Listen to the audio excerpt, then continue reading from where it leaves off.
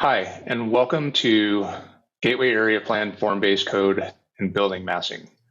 I'm David Loy. I'm the Director of Community Development with the City of Arcata, and I invite you to participate in the Gateway Plan ongoing engagements to conduct this important planning work for the City of Arcata. I'd like to also encourage you to reach out to me or Senior Planner Dilo Freitas if you have any follow-up questions resulting from this meeting, or if you're interested in learning how to engage in further detail with us.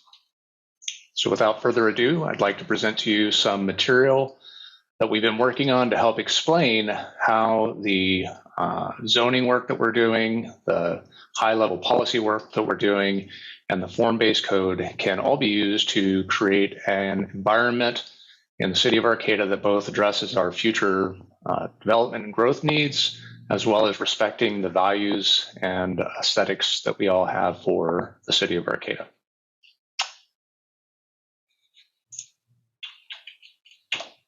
I'm going to start with a high-level overview of the Gateway Area Plan boundaries for those of you who are not familiar. The boundaries start in the south on Samoa Boulevard. They run out and catch some of the commercial properties and residential properties between 5th Street and Samoa. And then the boundary zigzags a little bit to get over to K Street, up Alliance, comes back out O Street, and then out Q Street. It's about 138 acres of land that includes a variety of different uses currently that we'll talk about. And what we're really going to be focusing in on this particular program is how future development can fit within the existing bounds of current development and how it could be limited based on these form-based codes that we provide. Right now, the zoning in the City of Arcata in this area includes areas that are zone light industrial, heavy industrial, this darker pink. We have some residential high density properties, some residential medium density properties, as well as some commercial, and finally some residential low. So it's a real mix of different zoning districts currently in this area. But the one thing that all of this area has in common is that there's a lot of redevelopment potential within many of the parcels that are included in this area. Within this current zoning, you can develop out a certain building elevation. There are standards that limit you to the floor area ratios, the massing that's allowed within those districts. There are setbacks and various other requirements. One way to visualize these is through these glass boxes. The glass boxes you see in the screen here, a transparent image of the maximum height combined with the setback requirements.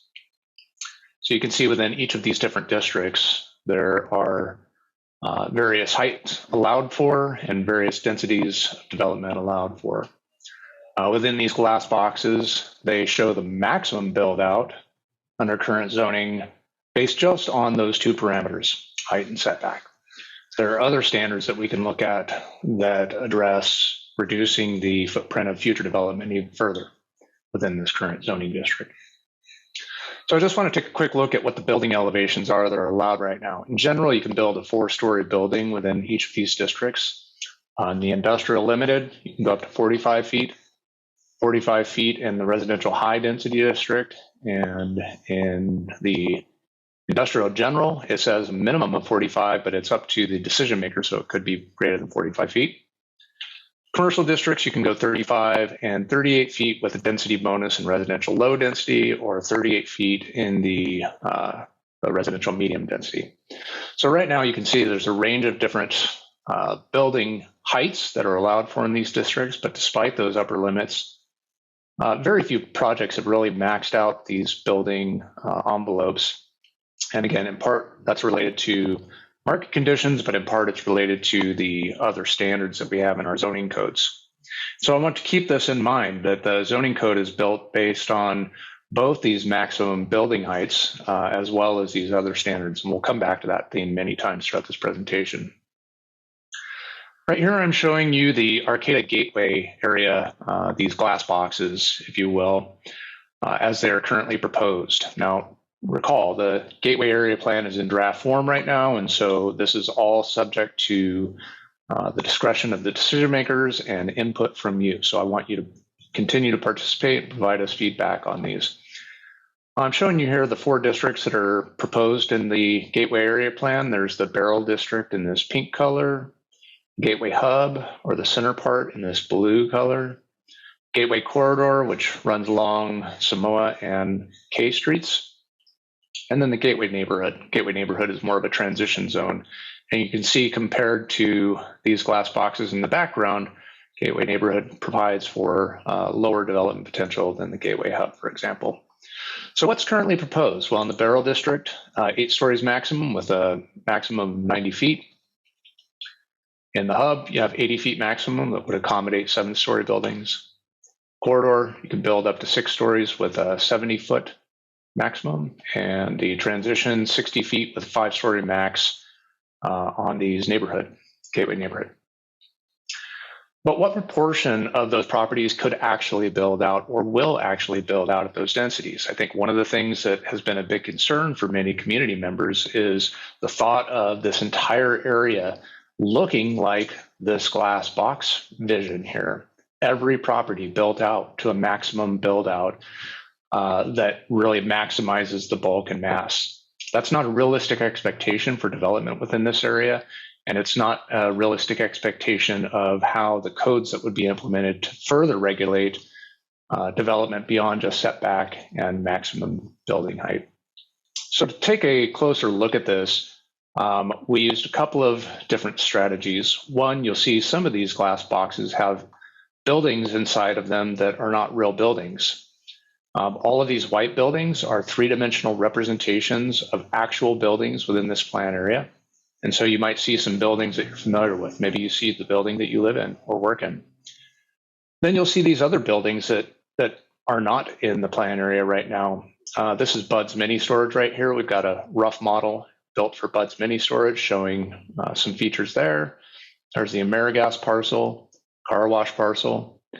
And so we're going to use these to visualize how the form-based code can further refine what the development potential is on these sites that goes to limit these to more than just these glass boxes. So just summarizing real quick, current zoning that we have in place right now allows for 45-foot tall buildings in general. You can build a 4-story building in most of the plan area. Maximum building height is much taller in general than what the plan allows for, and they're the taller buildings in the draft plan are higher than what's currently proposed. And then finally, the form-based code design standards will further limit that future development. So we're not anticipating a development potential that looks like these glass box visions. So let's dig into the design process a little bit to understand how those controls really can affect further limitations on development beyond these glass boxes. I'm going to look into the car wash parcel here and use this as an example for many different insights into how form-based code can be used to further refine development. You can see we have this rough model that is housed within the glass box being somewhat transparent, and then the model, this rough model being darker, comprised of different building floors there. We also went beyond that with some of these parcels and added a more refined model. This more refined model takes a look at how building setbacks on the ground floor, on upper floors, and how articulation of the buildings could further enhance both the aesthetics of them and also reduce the impacts of these new proposed buildings. And I want to be real clear at this point that none of these models, none of the glass boxes are fixed. These are just representational so that we can start to understand how the code would interact. None of these are proposed actual buildings. And so I don't want anybody to look at this and think that we've got a vision for what buildings might actually be built out right now. These are simply models to help us understand how these building forms would impact on-site and off-site existing and future builds.